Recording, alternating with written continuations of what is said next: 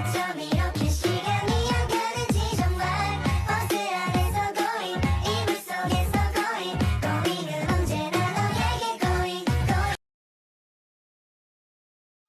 Halo semua, perkenalkan nama saya Putu Wanita Candi. Di sini saya akan menjelaskan materi dari Cyber Law. Di sini saya akan membahas 6 topik pembahasan. Yang pertama, definisi Cyber Law. Yang kedua, sejarah perkembangan Cyber Law di Indonesia. Yang ketiga, Undang-Undang ITE dan pasal sejarah tentang Cyber Law. Yang keempat, ada Undang-Undang ITE dan pasal kontroversial Cyber Law. Yang kelima, Undang-Undang PDP atau Perlindungan Data Pribadi. Dan yang terakhir, Undang-Undang GDPR atau General Data Protection Regulation. Pertama, saya akan menjelaskan definisi dari Cyber Law. Apa sih itu Cyber Law? Jadi, Cyber Law adalah aspek hukum yang istilahnya berasal dari Cyberspace Law, yang ruang lingkupnya meliputi setiap aspek yang berhubungan dengan orang, perorangan atau subjek hukum yang menggunakan dan memanfaatkan teknologi internet yang dimulai pada saat online dan memasuki cyberspace atau dunia maya. Istilah hukum cyber berasal dari cyber law yang saat ini secara internasional digunakan untuk istilah hukum yang terkait dengan pemanfaatan teknologi informasi. Kedua, saya akan membahas sejarah perkembangan cyber law di Indonesia. Perkembangan cyber law di Indonesia telah melalui beberapa tahap sejak awal munculnya internet. Berikut sejarah perkembangan cyber law di Indonesia. Yang pertama, awal munculnya internet pada tahun 1980-an sampai 1990-an. Masa ini belum ada undang-undang yang secara khusus untuk mengatur penggunaan internet di Indonesia. Namun, seiring dengan perkembangan teknologi informasi, semakin penting untuk memiliki ataupun hukum yang mengatur transaksi atau aktivitas online. Yang kedua, Undang-Undang ITE pada tahun 2008. Pada tahun ini, pemerintah Indonesia meresmikan Undang-Undang Nomor 11 Tahun 2008 tentang Informasi dan Transaksi Elektronik atau ITE. Undang-undang ini menjadi landasan hukum utama yang melibatkan aspek hukum, keamanan, dan transaksi elektronik. Yang ketiga, pembaruan Undang-Undang ITE pada tahun 2016. Pada tahun 2016 ini, Undang-Undang ITE mengalami beberapa perubahan, antara lain menyesuaikan regulasi dan perkembangan teknologi informasi, memberikan sanksi yang lebih tegas terhadap tindakan kriminal di dunia maya, dan menguatkan aspek keamanan cyber. Yang keempat, ada kasus-kasus kontroversial. Beberapa pasal dalam Undang-Undang ITE menjadi kontroversial dan juga mendapatkan kritik dari sebagian masyarakat. Contohnya terkait dengan kebebasan berekspresi. Kasus-kasus yang melibatkan penegakan hukum juga menjadi sorotan. Hal ini perlu diskusi mengenai perlunya evaluasi dan revisi Undang-Undang ITE. Yang kelima, ada tantangan dan kritik. Perkembangan hukum cyber di Indonesia juga memiliki beberapa tantangan serta kritik terkait penegakan hukum yang dianggap kontroversial dan dapat menghambat kebebasan berpendapat. Beberapa pihak mengusulkan perlu adanya revisi dan peninjauan kembali terhadap pasal-pasal tertentu untuk menghindari penyalahgunaan dan menjaga keseimbangan antara keamanan cyber dan kebebasan individu. Yang keenam, ada rencana pembaruan pada tahun 2021. Pemerintah menyampaikan rencana untuk merevisi Undang-Undang ITE.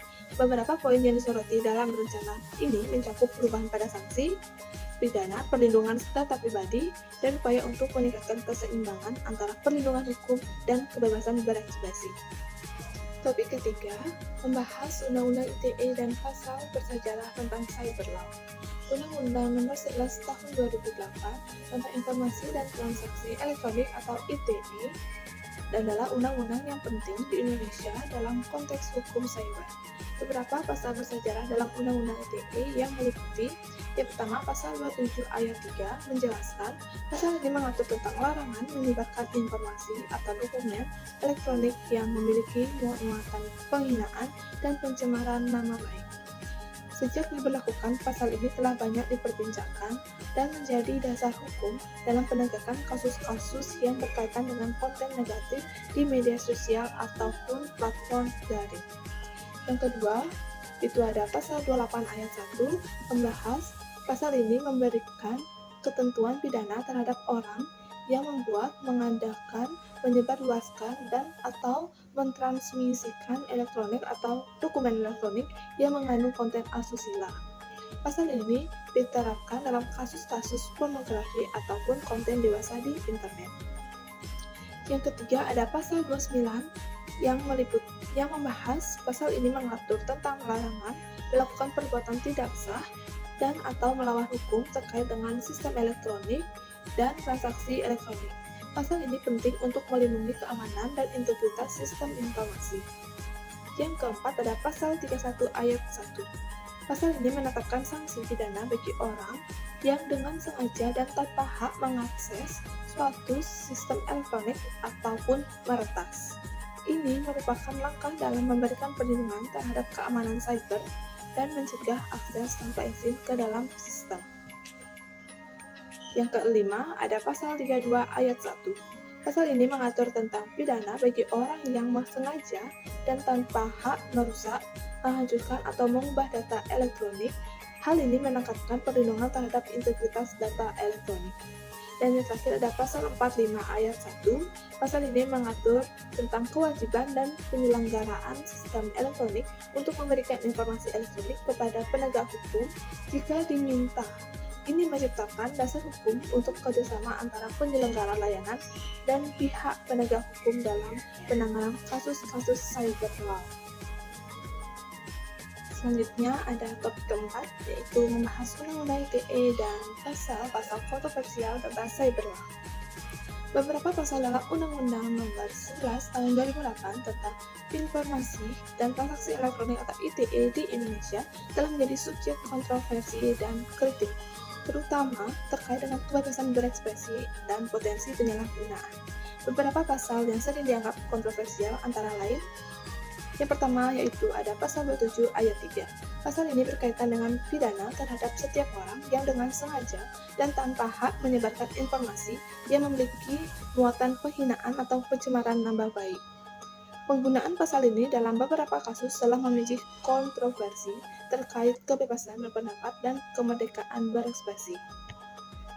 Selanjutnya yang kedua yaitu ada pasal 28 ayat 1. Pasal ini mengatur tentang pidana terhadap setiap orang yang membuat, menggunakan, menyebarluaskan, dan mentransmisikan informasi atau dokumen elektronik yang memiliki muatan asusila. Terkait dengan kebebasan berekspresi dan menyampaikan pandangan, pasal ini sering menimbulkan perdebatan. Yang ketiga ada pasal 29. Pasal ini mengatur tentang larangan melakukan perbuatan tidak sah dan melawan hukum terkait dengan sistem elektronik dan transaksi elektronik.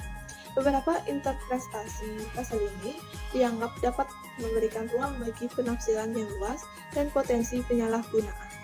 Yang keempat ada pasal 45 ayat 1. Pasal ini memberikan kewajiban kepada penyelenggara sistem elektronik untuk memberikan informasi elektronik kepada penegak hukum jika diminta. Meskipun dalam rangka penegak hukum ada kekhawatiran terhadap privasi dan potensi penyalahgunaan wewenang. Yang terakhir ada pasal 28 ayat 2. Pasal ini mengatur tentang pidana bagi setiap orang yang dengan sengaja dan tanpa hak mengubah, menambah, mengurangi, dan menghapus informasi elektronik. Penggunaan pasal ini dalam kasus tertentu juga dapat menimbulkan kekhawatiran terhadap interpretasi dan penerapan yang berpotensi merugikan kebebasan berpendapat.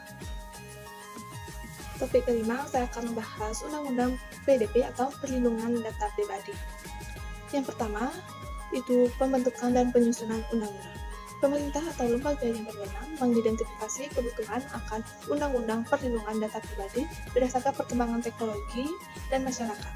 Selanjutnya, tim ahli hukum, pakar teknologi, dan pemangku kepentingan lainnya bekerjasama untuk menyusun draft undang-undang yang mencakup prinsip-prinsip perlindungan data. Yang kedua ada konsultasi publik. Draft undang-undang kemudian disajikan kepada masyarakat umum, organisasi, bisnis, dan kelompok kepentingan lainnya untuk dilakukan diskusi dan diberi masukan. Berdasarkan hasil diskusi, draft undang-undang dapat direvisi untuk mencerminkan kebutuhan yang diidentifikasi. Yang ketiga ada pengesahan undang-undang. Draft undang-undang diajukan ke Badan Legislatif untuk mendapatkan persetujuan dan menjadi undang-undang. Setelah disetujui, undang-undang ditandatangani oleh kepala negara atau otoritas yang berwenang. Selanjutnya ada pembentukan otoritas pengawas. Pembentukan otoritas undang-undang mungkin menetapkan pembentukan sebuah otoritas pengawas yang bertanggung jawab untuk mengawasi, mengimplementasi, dan penegakan undang-undang perlindungan data. Dan juga otoritas pengawas dapat melakukan kampanye edukasi untuk meningkatkan kesadaran masyarakat dan bisnis terkait perlindungan data pribadi. Selanjutnya ada penyusunan aturan pelaksana. Otoritas pengawas menyusun aturan dan panduan yang merinci bagaimana undang-undang akan diimplementasikan terhadap persyaratan teknis dan prosedural. Yang terakhir ada evaluasi dan perubahan. Undang-undang ini, ketentuan perlindungan data dapat dievaluasi secara berkala. Jika diperlukan, undang-undang dapat diubah atau ditingkatkan untuk mengakomodasi perubahan dalam kebutuhan perlindungan data. Dan topik yang keenam ada Undang-Undang GDPR atau General Data Protection Regulation, yaitu GDPR adalah Undang-Undang Privasi dan Keamanan terberat di dunia. Undang-undang ini dirancang dan disahkan oleh Uni Eropa atau UE. Peraturan ini mulai berlaku pada tanggal 25 Mei 2018. GDPR akan mengenakan denda yang berat bagi yang melanggar standar privasi dan keamanannya, dengan denda yang mencapai juta euro. Adapun sejarah dari GDPR, yaitu hak atas privasi merupakan bagian dari Konvensi Hak Asasi Manusia Eropa tahun 1950 yang menyatakan setiap orang berhak untuk menghormati kehidupan pribadi dan keluarganya, rumah, dan korespondensinya. Atas dasar ini, Uni Eropa berupaya menjamin perlindungan hak ini melalui undang-undang. Seiring kemajuan teknologi dan penemuan internet, UE menyadari perlunya perlindungan modern. Maka pada tahun 1995, negara ini mengesahkan petunjuk perlindungan data Eropa yang menetapkan standar minimum privasi dan keamanan data, yang menjadi landasan hukum penerapan masing-masing negara anggota. Pada tahun 2011, seorang pengguna Google menggugat pengusaha tersebut karena memindai emailnya. 2 bulan setelah itu, Otoritas Perlindungan Data Eropa menyatakan bahwa UE memerlukan pendekatan komprehensif mengenai perlindungan data pribadi dan upaya mulai memperbarui arahan tahun 1995. GDPR mulai berlaku pada tahun 2016 setelah disahkan oleh Parlemen Eropa dan mulai tanggal 25 Mei 2018. Adapun prinsip-prinsip perlindungan data. Yang pertama ada keabsahan, keadilan, dan transparansi. Adalah pemrosesan data pribadi harus secara sah, adil, dan transparan dalam memberikan informasi yang jelas kepada individu terkait. Yang kedua ada batasan tujuan. Adalah data pribadi hanya dapat dikumpulkan untuk tujuan yang jelas dan sah. Yang ketiga ada meminimalkan data, yaitu mengumpulkan dan memproses data yang diperlukan untuk mencapai tujuan yang sudah ditetapkan.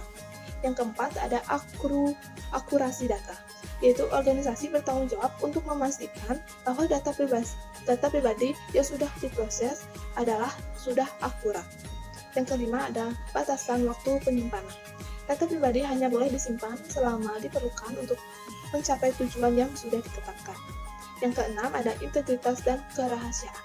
Proses ini harus memastikan keamanan integritas dan kerahasiaan, misalnya dengan menggunakan enkripsi. Dan yang terakhir ada akuntabilitas, yaitu pengontrolan data bertanggung jawab untuk dapat menunjukkan kepatuhan GDPR terhadap semua prinsip ini. Di GDPR juga ada hak individu. Yang pertama, hak individu untuk mengakses. Individu mendapatkan akses ke data tersebut. Yang kedua, hak untuk dihapus. Individu dapat meminta penghapusan data pribadi dalam beberapa situasi. Yang ketiga, portabilitas data. Individu memiliki hak untuk menerima dan mentransfer data pribadi antar penyelenggara data. Dan yang keempat, hak untuk menolak pemrosesan. Individu dapat menolak pemrosesan data mereka dalam beberapa keadaan.